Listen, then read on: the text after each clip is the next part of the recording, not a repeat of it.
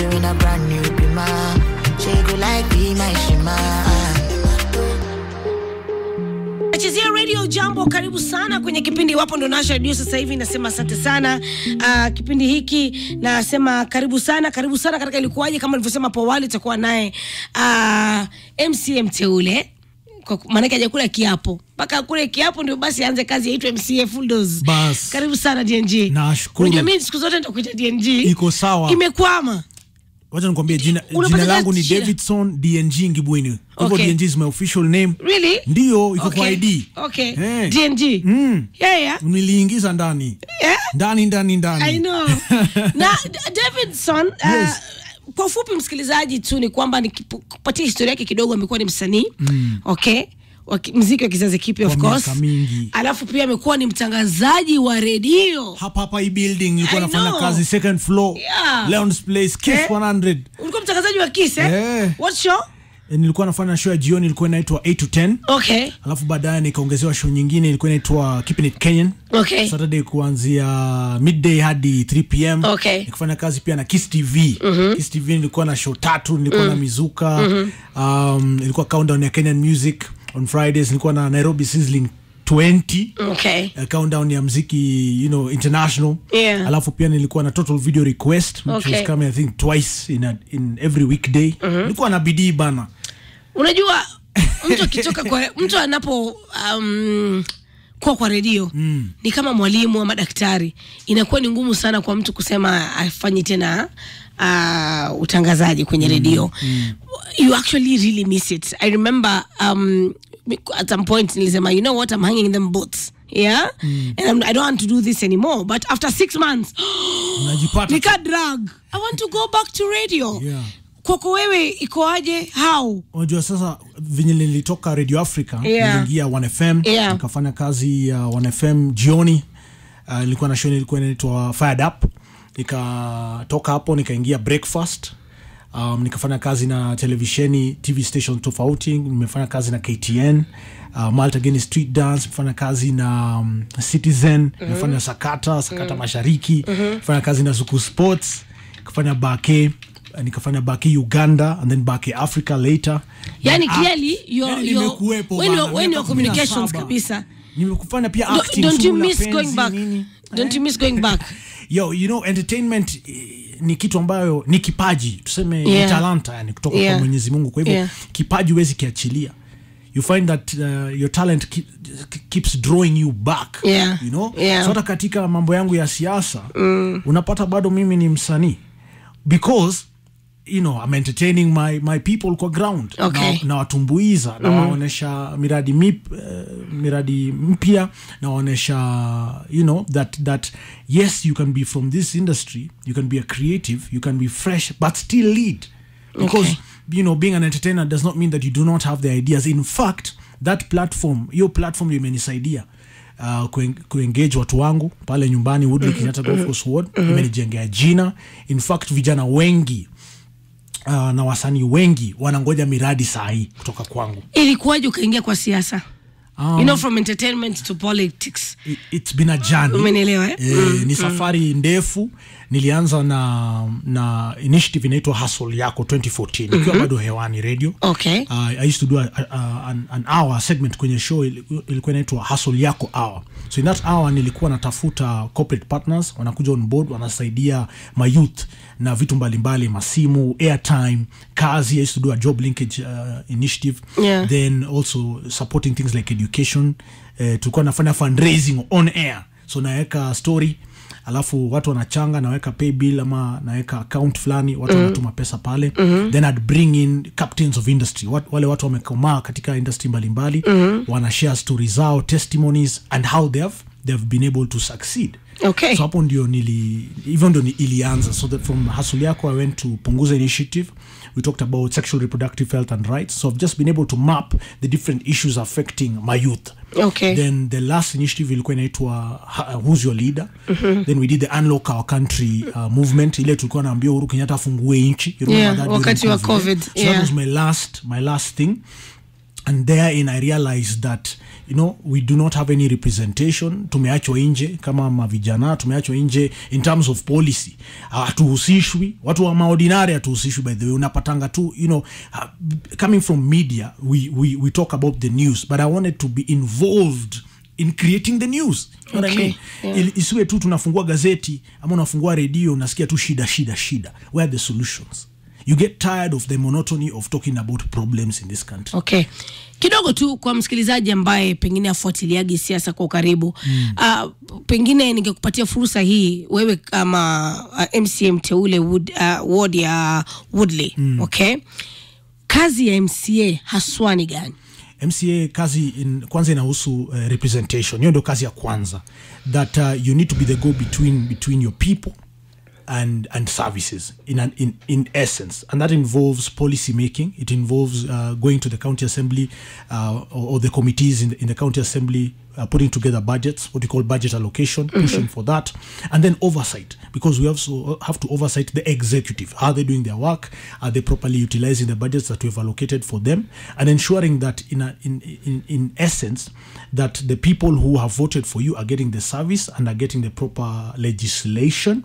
And at the end of the day, there's somebody that they can call as a contact person in case they face any challenge. For example, kama sahi, bado hata sijabeba Biblia. I've not yet been sworn in. Yeah. But tayari unapigiwa simu, unaambiwa kwa mfano kuna area garbage iko kwa barabara imetapaka. We all know there's a big garbage challenge in our county, not just in my ward but in the entire Nairobi. You've seen the governor talk about it. It was his first issue that he raised after swearing in on Thursday. Alienda pia mwenyewe akajionea takataka imetapaka kila mahali. So there's a history towards that. We have pending bills that have not been cleared by the executive. So we have inherited debt. So contractors wameweka tools chini. But takataka ni kitu inakuwa generated kila siku. Kama ni soko ni mahindi wanauza. Kama ni matunda kwa restaurants ama chakula inauzwa. So the garbage is piling up. It's becoming an issue. So that is the role of the MCA is to receive that challenge, figure out a solution, find out who do we call. Are we calling somebody in the executive? If it's a budget issue, do we need to go and approve a budget for this financial year in case it was had been proposed in the annual development plan in the previous public participation, like what we did in December? Push it through and ensure that our people are getting the services that they require. So it's a full-time job, Masawe. In fact, as an MCA, for you to do your job properly, you have to go over and beyond the policy, legislation, and the cool stuff. And now get your hands dirty in terms of underground. Kama niyo takataka, enda utafute solution. Sometimes kama saa ile, me have called for a meeting tomorrow with our sub-county representation. Okay. And we have called all the department sector heads because we need to find out nani yako in charge of hii. Kama kuna resources ambazo ziko, kama niyo tractor itafutwe, ikuje ibebe, iende pali. Like we cannot wait. Ati tuseme tunangoja kiapo ndo uanze kazi. Kazi in fact mimi na mshahara utapata. Mimi nilianza kazi kitambo, sasa mimi ni kuendeleza tu. Yeah. Okay. Saila Samuel Jako Yugi anasema DNG alipenya katikati pale Woodley Kalonzo. Kivipi sasa? Ilikuwaje by the way? Ulikuwa na wapinzani wakali? Nilikuwa na mpinzani mmoja. Okay. The incumbent. Okay. That for me has been my competitor. Na kazi yake imekuwa vipi? Kazi yake ilikuwa mbaya sana. Ndio manake wana Woodley. Of course, kazi ilikuwa nzuri. Ingia ground yetu, angalie, ingia uchunguze, piga simu, fanya upelelezi na utafiti. Utajua ya kwamba huyu alikuwa amelalia kazi na ndio manake nimepewa kazi. Ni kipi tofauti utafanya? Mengi. Hata sijui nianzie wapi. Because you see, kwa kazi wa Woodley wanaosikiliza sasa hivi, first and foremost, my 4-point manifesto is only 4 part. I've summarized and declassified everything into those one manifesto with 4 pillars. So ya kwanza ni community engagement, kuleta watu karibu. That has never been done. I have community platforms on WhatsApp across my entire ward. We have a registered base of 29,000 registered voters. Those are people have engaged. Nimeenda kwao, nimefanya data registration mimi mwenyewe na team yangu Woodley mzima. So what that allows me to do is to communicate effectively. Remember, communication is about speaking and also eliciting a response. Okay. So that's how I'm able to tap into the problems real time. Mtu anapiga tu picha na ananiambia ni aje, hapa kumetapaka, hapa kumeflood, hapa kuko hivi, hapa kuko hivi. So that allows me to engage my people. Number 2, ile kitu tunaenda kukata ni ukabila na ubaguzi ambayo imekuwa too much, because Kibra sisi ni mchanganyiko. We have all tribes there. Unaona? So tukianza kubagua watu in terms of kupeana kazi, kama for example kazi mtaani ilikuwa inapeanwa kwa cronies wa chama fulani, unapata hata wale walikuwa wameandikwa kazi ni kabila fulani. That is so wrong. Saa hii mambo ya bursaries zetu zilikuwa zinauzwa tao. Nimekuja kukata hiyo in terms of corruption. May don't need people to give me 1,000 shillings for me to give them a bursary. So hata kwa group yetu leo, somebody took a screenshot of a conversation I was having with him, akaweka na nikamwambia yes, this is who I am and I'm going to ensure that kama yenyewe wewe si registered voter wa hii ward, wezi pata hiyo bursary. And that is what we're talking about in terms of good governance and servant leadership. So that is what I'm trying to do. Number 2 is socio-economic empowerment. Tulete watu wetu to bring them to a level where they are earning a living na wanapata riziki kwa njia inayofaa. Kibra iko na high cases of crime. So one of the big promises from our party is the Hustler Fund. That is the first thing we're going to operationalize in the county assembly. And moreover, I have a job linkage initiative which I started, as I've told you, in 2014. So those things already happening. Ukiingia kwa group za team DNG, naweka kila wiki naweka scholarships pale, naweka kazi mbalimbali pale kutoka kwa kampuni za kibinafsi, that's private sector, kutoka kwa serikali na kadhalika. Hata vitu kama NYS where people do not even know where do you go apply for this thing, nishawawekea tayari. Okay. I'm not yet elected Masawe and I'm already doing that. In terms of healthcare, nimekuwa nikiclear bills za hosi. The highest bill I've cleared is 2.84 million. As a non-elected MCA, how much do you think now I can do for my people? Nikiwa na icheo. Where I can now knock on doors, I can bulldoze and say niaje, watu wetu wako na shida. The promise I've given my guys is hii lipa pole pole ya NHIF. You know, as a party, we also have that as a critical pillar.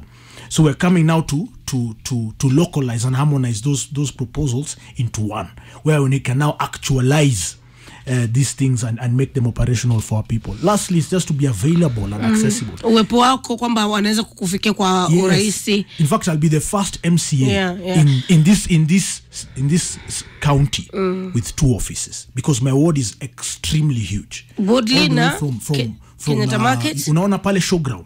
Hapo ndo mwisho. Upper Hill. Look at that distance. Wow. Then going to Kenyatta Market, Ngumo. That loop. Wow. That's a huge word. Uko busy. Niko busy. Uko busy. Na nimekuwa busy na bado hata sijakula kiapo, lakini mimi nashughulikia wasee mbaya sana. Hata leo kufika hapa imekuwa ni bahati. Nimetoka pali pengine saa hii meeting natafuta resources za kusupport traders wetu, wafanye biashara wetu, because I can't do it alone. I can't wait for budgets to be released by the county government. I must look at donors. I must look at organizations like this. Masawe, I know you are good in CSR. Tafuta pia 10% yako weka Woodley. You know what I mean? Kuja ulipie watoto shule watoto 5. Tafuta colleagues wako. You know what I'm talking about? We cannot wait, and this cannot be business. Sasa na ward yangu nitasaidia vipi msie wangu? Sasa sijui uko wapi. You know, labda hajatokea na my ideas kama mimi. Unajua pia kuna wengine wamelezea. Bado sijabadilisha. Unajua hata MCA wako. Ngoja, unajua MCA wako anaitwa nani? Abbas. Ulipiga kura. Unaonesha sasa kidole. Unajua Unaonesha kidole. Yangu ilikuwa iko katikati. Sisi tunaoga. Yangu ilikuwa katikati. Wallahi, mimi by the way I don't joke with people who don't vote. Tunaweza kukosana. Someone in this room can tell you that. It's true. If you did not vote, usiongee watu wakiongea. Now imagine nyamaza. Zima Twitter. No, just keep quiet when the rest are talking. Kwa sababu tunasemaje, uwezi kuzungumza kuhusu uongozi mbaya kama ukuweka sauti yako kubadilisha. Uwezi kuzungumza kuhusu uongozi mzuri kama ukuweka sauti yako. Iko sawa. Umeelewa? Wewe sasa wewe ni bubu, nyamaza. Niko na DNG MCA, ulivyosikia ward ya Woodley Kenyatta Market ya golf course.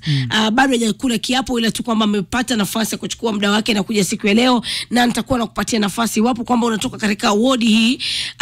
Ni yapi ambayo ungependa kumuelezea, ni yapi ambayo ungependa kupendekeza katika ward hii atakayotumikia na atakayoongoza. 22494 nambari yangu SMS 0204445975 ikiwa nambari yangu ya simu. I tell you, nachezea radio Jambo Biani na Uma. Karibu sana kwenye kipindi kama ndo nasha radio sasa hivi, na sema asante sana. Oh my goodness, niko na DNG. I tell you, sasa hivi, in fact I'm sorry, sifai kusema DNG, nafaa kusema mheshimiwa. Iko sawa. Baada ya jina ya mheshimiwa sijazoea, lakini itabidi nizoee.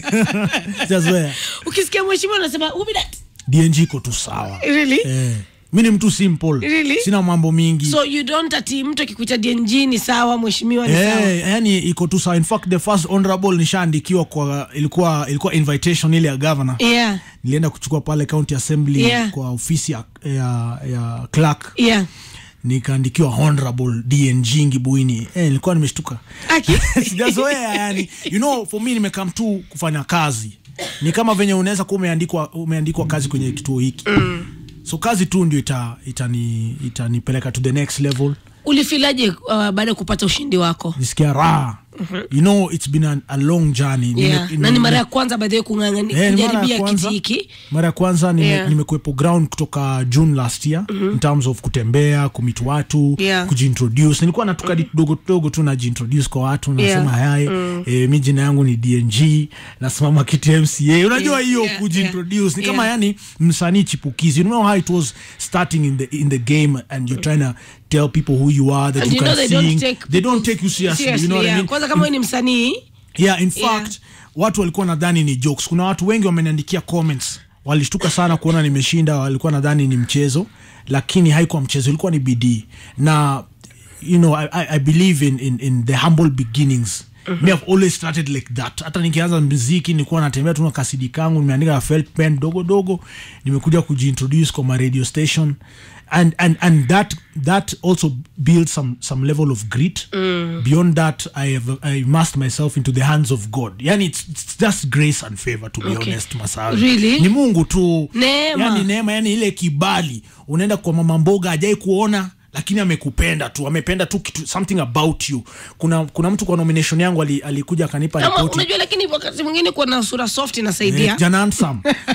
Yellow. So you know. Nilikuwa naambiwa na watu. Nilikuwa naambiwa. Unasemaje? Kuna mtu aliniambia kwa wakati wa nomination, ati ile poster yangu, ile picha ilikuwa inavutia tu. Okay. Na unajua wapigaji kura ni kina nani? Ni kina mama. Kwisha. Uko na vote. Tik. Na unajua pia zile ama yale mambo ambayo nazungumzia ni mambo ambayo yanaguza kina mama. Mambo kama education, mambo kama kazi kwa vijana wao. Because a lot of parents wamesomesha watoto na watoto wamekaa tu kwa keja. Na unajua ni vijana. Kwa hivyo unampatia kijana thank you. Imani. So mimi na resonate na watu wangu, naelewa shida iko wapi, because mimi nimegrow kwa hiyo mtaa. Naelewa inamaanisha nini kukosa shughuli, inamaanisha tuko tu pale tu. Ukiwa msanii ulikuwa na drama mingi. Lakini unajua pia ni mambo ya dole. Unajua nikwambia Masawe, bila hiyo wacha hii ndio training ground bwana. Si hatujazaliwa sijui Nairobi ushago, tumekuja huku. Mimi nimezaliwa town. So mambo ya town ni namna hiyo.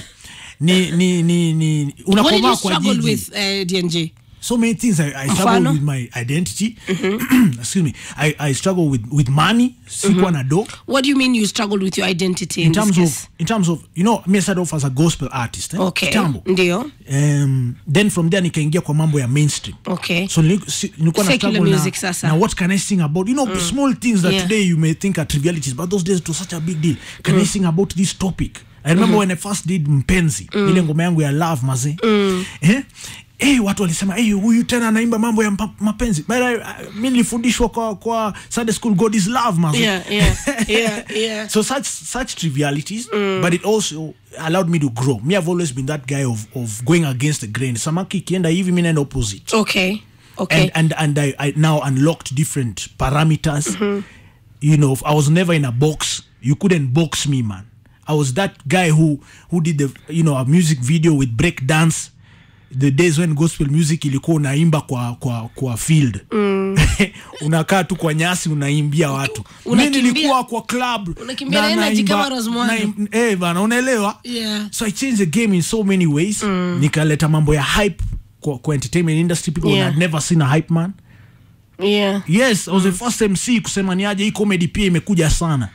Tufanye kitu tofauti. Likewise, fast forward, it's who I am today. Okay. Questioning the status quo and bringing something different to the electorate. Okay. Maisha ndoa yako mekuaje? Iyo ingoma ni yangu. So maisha, you know, I'm grateful for all the lessons, because if I had not experienced everything that I've gone through in my whole spectrum of life, I wouldn't be who I am today, with the understanding, the wisdom, and the knowledge that I have. So today I can sit down with a younger version of myself and advise practically that, hey, hapa utajichoma, hapa utamezeshea, hapa utakuliwa, hapa italipuka, hapa ni noma. And I'm not saying that sasa nimekomati najua kila kitu. How old are you? 36. Okay. I'm learning every day, man. Every day I'm learning something new. I've learned to be more understanding, more patient. There are things even my team teaches me. Hey, hapa fanya hivi, geuza hapa. So life is a continuous journey of learning. Okay. And if you open your mind to learn, that means that you know there's so much more that you can achieve. Mengi alisema during that period about you that you're also a violent man. Yeah, how true was that? I think COVID-19 ilileta mambo mingi. And I remember going through that whole experience, and I learned that the only thing that survived, or the only thing that won during this COVID-19 period, was the family. Because, you know, there was no money, there was no work, there was no business. So mnaletana tu shida zile tu, in fact mko tu kwa keja.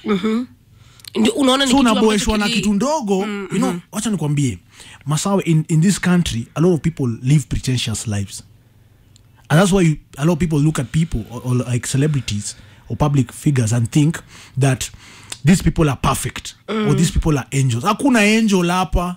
Kila mtu yonuka mdomo akiamka asubuhi. Kila mtu yoenda choo. Kila mtu, you know, yuanga na challenges zake. So there's no angel. Now for us who are in the public domain, we live under that microscope, meaning that ukifanya blanda moja tu, yani leo Masawe sijui amepatikana ako wapi ama Masawe amefanya nini, italipuliwa out of context. But if you're real and honest with yourself, there's no person who doesn't face challenges from a relationship perspective. Hata kama ni wewe na mama yako, ama wewe na baba yako, wewe na sister, wewe na bro, wewe na kuzo, mnakosananga na mnakorofishananga. Kweli uongo? True. So if we are honest with ourselves, then we can now decide how to move forward and how to deal with our iniquities. In this case, what was the biggest challenge in your relationship? I think for me, I had a lot of things I had never dealt with. Right? Kama nini? From my, you know, this for me is my second marriage. Eh? Okay. So there are many things I had not dealt with, and also in my own personal life, like how can I put it, in my character development journey, kuna vitu sikuwa umedeal nazo. Sikuwa nimedeal nazo. Is kama gani? So zikatokelezea tu manoma nini, mashories nini, so unajua tu. Sema tu ukweli Masawe. Alafu saa zile bana, so unajua kijana handsome manze pale. Ni demand pia, unajua demand, the law of economics, the demand and supply. Tuseme ukweli, na hakuna mtu utapata kwa issue anakuambia ukweli kama DNG. And for me, my authentic self is what has endeared me to people. So because people can relate. At the time, I wouldn't say I was weak. Yeah. I had not dealt with my issues, or had not finalized some chapters. You know, ni kama unaandika kitabu but hujamaliza chapter 19, but chapter 20 na kuita. Ulipata watoto katika ndoa zako zote mbili? Hapana, nilipata mtoto wa kwanza before kabla ndoa ya kwanza, alafu mtoto wa pili kwa ndoa ya pili. Okay. So hii katikati haikukaa sana. Okay. Ilikuwa ponyox.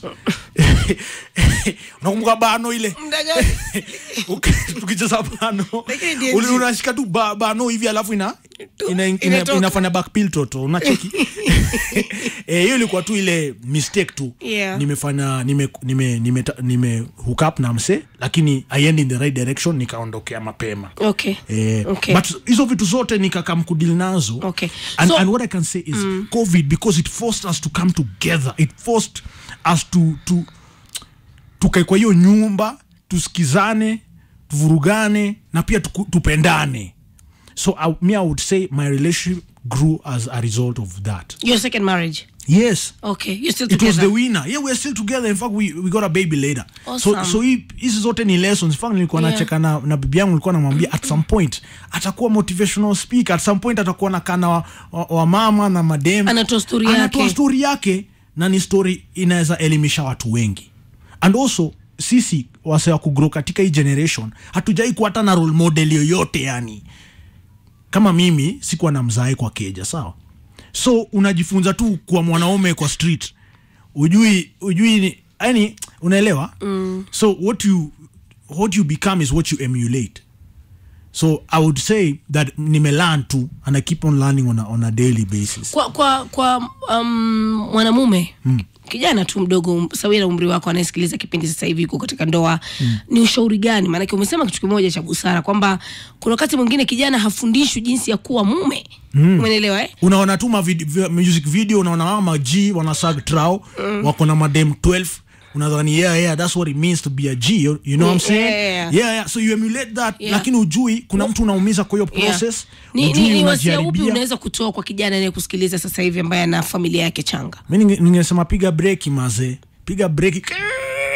Shikilia, because if you live life like you're single yet you're not single, kuna pali utaharibu. Na ndio kitu msatu ambiangi. Sisi udhani ama si grow up tukidhani juu unaonanga au mabuda walikuwa wameoa lakini wako na two side pieces, wako na sijui mabibi watano nini, and it's all right. But it ain't all right, because there's somebody inamuumiza. Kuna mtu analia tu wewe ukikula sherehe and nobody talks about that. Everybody thinks it's cool bana. Leo niko na njoki, leo niko na njambi, kesho kutwa niko na, you know what I'm saying? Yeah. Another one. But you don't understand that you're destroying your family, because kwa hiyo family kuna watoi pia wako affected. Kwa hiyo family kuna wazazi wa both sides, kuna mandugu nini. So when we are thinking small and narrow, we don't consider the wider lens. And nobody talks about this bana. Hakuna show inaongelea hii. Kila show inaongelea tu sherehe, happy.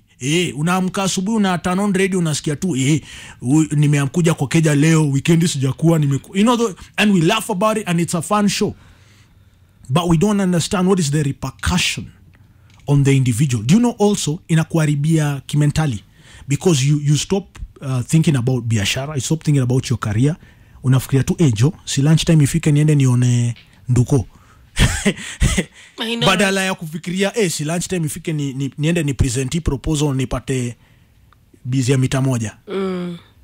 So you when you focus on the wrong thing, it affects your entire life. Okay. That's the advice I would give my younger self. And just to tell my younger self that there's more to life than hizi vitu. But pia lazima watu experience. Sasa zingine unapata experience is the best teacher. Unaenda unajigonga kidole kubwa ya mguu ndio ujue ni muhimu kuvaa kiatu. Kweli, true. Qualities of a good husband? I think number 1 is patience. Kwetu na subira. Number 2, tolerance. Juu in any relationship, especially kama unaishi na mtu, unaamka unamuona yeye, ukienda biashara urudi ama kazi urudi unamuona yeye, jioni ukienda kudozo unamuona yeye. Familiarity also breeds contempt. So you have to find a way to understand that person. Sasa zingine ajisikii na yeye, sasa zingine pia wewe ujisikii na yeye. So you have to now find a way, how do you release the pressure from the pipe? Okay. And that's what we normally don't know. And that's why unapata msema amejam tu amefanya kitu ujinga then regrettings. Okay. Na hiyo si fiti. So I believe ishi tu na mtu yako fiti. Na most of the times unapata kwa hizi ma relationship si maboy. Msuanga na mablanda. Aki. na mimi nasema ukweli leo. Boy child, si ndio tunakongana hizo manoma, si ndio tunaendanga tunabadilisha manamba na magial dem tunakutana sijui wapi. Na hiyo noma inakufuata kwa keja. Na especially kuna wale madem, wacha niseme tu kweli, kuna wale madem hawana kitu ya kulose mazee masawe. Kuna wale madem anaona mimi maisha yangu iko tu na huu msanii iko tu fiti. So ukimtoka tu hivi ana jam, yeye ndo analipwa hiyo sto. Isha kufanyikia. Sana. But una learn okay. Kwa hivyo pia lazima ujigard kama mwanaume na ujiheshimu. Okay. Qualities of a good father? I think number 1 is quality time. Hiyo ndo kitu pia mimi na learn, because our toi wanalaningi kutoka sisi. Mimi kama mtoi wangu sahi anacheka kama mimi. Yani nimemfunza kucheka, yani anacheka kama mimi. Siko na get. Kuna vitu naangalia, yani mimi udu vitu kama hizi. So wanacheki na ni mtu mdogo wako wania. Wana learn manze. So I think the best thing ni kuspend time na watoi na ukwe tu honest, ukwe tu real. Usikwe ule mzazi wezi bonga na umtoi, wezi mwambia ukweli. Okay. Tusikwe wale wazazi wameweka wall na watoi wetu juu ini generation tofauti masawa. Watoi wako na ujuzi na pia watu wanaweza kufunza mambo kaa nao.